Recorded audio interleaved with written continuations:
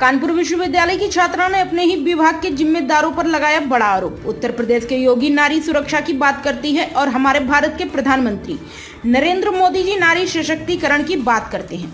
मगर बात करें कानपुर के विश्वविद्यालय की तो यहाँ पर एक पीड़ित छात्रा ने अपने ही विश्वविद्यालय के प्रशासन के ऊपर बड़े गंभीर आरोप लगाते हुए बताया कि हमारे यहाँ के प्रशासन ने हमारे साथ गलत दुर्व्यवहार और भद्दी भद्दी गालियां देते हुए जाति सूचक शब्दों का प्रयोग किया है और मेरे शरीर में गलत जगह हाथ लगाते हुए मुझे धक्का देकर विश्वविद्यालय से बाहर कर दिया गया।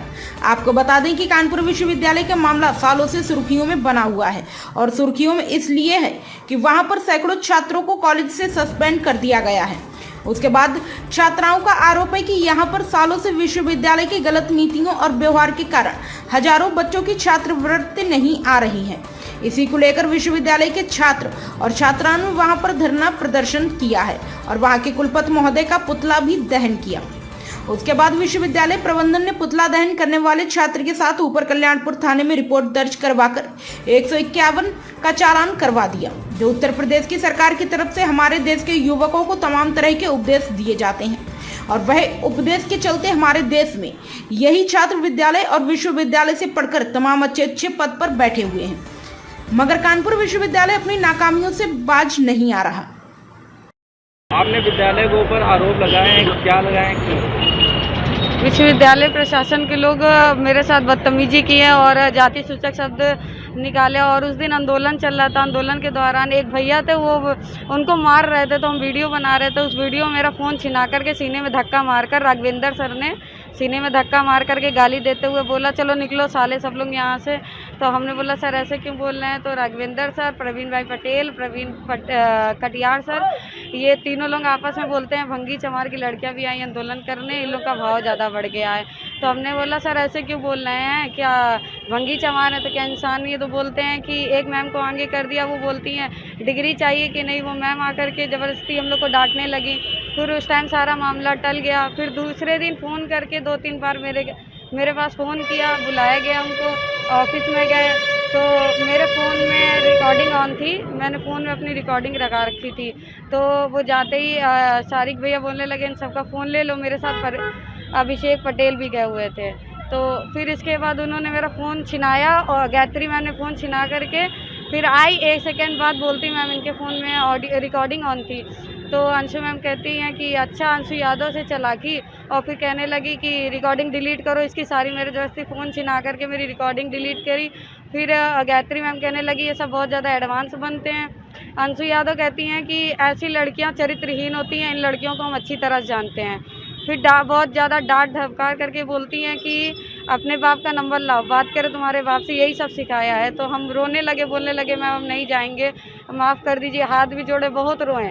फिर इतनी देर में सुधांशु पांड्या सर अंदर आते हैं, उनसे भी रो रो करके बोलने लगे, हाथ जोड़े खूब बोलते हैं कि सर जाने दीजिए अब नहीं आएंगे। फिर बोलते हैं तो कहती हैं कि क्या करते तुम्हारे बाप? हमने कहा कि चमड़े काम करते लेदर फैक्ट्री में। तो अभी पुलिस प्रशासन ने आपने कंप्लेन की, क्या कार्रवाई हुई है? अभी तक कुछ भी कार्रवाई नहीं हुई है क्योंकि विश्वविद्यालय प्रशासन के लोग लगातार दबाव बना रहे हैं पुलिस प्रशासन पे भी। कोई कुछ लिख देता है तो क्या वो देश निकाला हो जाता है? लेकिन ये सोचिए इतना बड़ा विश्वविद्यालय है, इतना बड़ा ये तानाशाह विश्वविद्यालय है कि अगर इसके बारे में कोई ट्विटर पे लिख देता है तो भी वो निष्कासित हो जाता है। ये जांच कमेटी बैठाए हैं और जांच कमेटी में वही लोग हैं जिस छात्रा के द्वारा, हम लोगों के द्वारा जो आरोपित हैं, जो हम लोगों से मारपीट किए हैं, वो लोग बराबर गलत बयान दिए जाने के, बच्चों ने पते गलत दिए हैं, मोबाइल नंबर गलत दिए, कि ये लोग हमारे घर पे तमाम नोटिस भेज चुके हैं, तमाम सब कुछ कर चुके हैं और बराबर धमकाया जा रहा है कि तुम लोग शांत हो जाओ नहीं तो तुम लोग को बाहर मारेंगे, तुम लोग का फ्यूचर बर्बाद कर देंगे। और ये तानाशाही रवैया हरदम चल रहा है। बाकी हम छात्र इसके विरोध में लगे हुए हैं, हर एक छात्र के घर फ़ोन कर रहे हैं। हॉस्टल में ये रात में जाते हैं, लड़कों को अगवा करने की कोशिश करते हैं, लेकिन वहाँ पे हॉस्टल की एकता काम आती है कि हॉस्टल के छात्र एक साथ इकट्ठे हो जाते हैं और ये लोग कुछ कर नहीं पाते हैं। लेकिन अगर मैं यही भगवान का शुक्र मानता हूँ कि अगर वो 200 लड़के उस दिन नहीं आते तो उन 5 लड़कों को जो हॉस्टल से अगवा करने गए थे तो क्या होता है, उन लोगों के साथ ये क्या करते, पूरे गुंडागर्दी पे आतुर हो गए विश्वविद्यालय प्रशासन के लोग। प्रशासन से हमने मदद के लिए हमको सस्पेंड कर दिया और केवल इस बेसिस पे कि हमने ये कि पहले भी हमको सस्पेंड कर चुका है। ये अनैतिक तरीके से सस्पेंड करते हैं और केवल इसलिए क्योंकि हम छात्र हित के मुद्दा उठाते हैं हमको एक विश्वविद्यालय के बाहर छोटा मोटा नोकझोंक हुआ था, वो भी विश्वविद्यालय के बाहर, तो हमको ये 1 साल के लिए निलंबित कर दिया, हमसे सेवा कार्य कराया।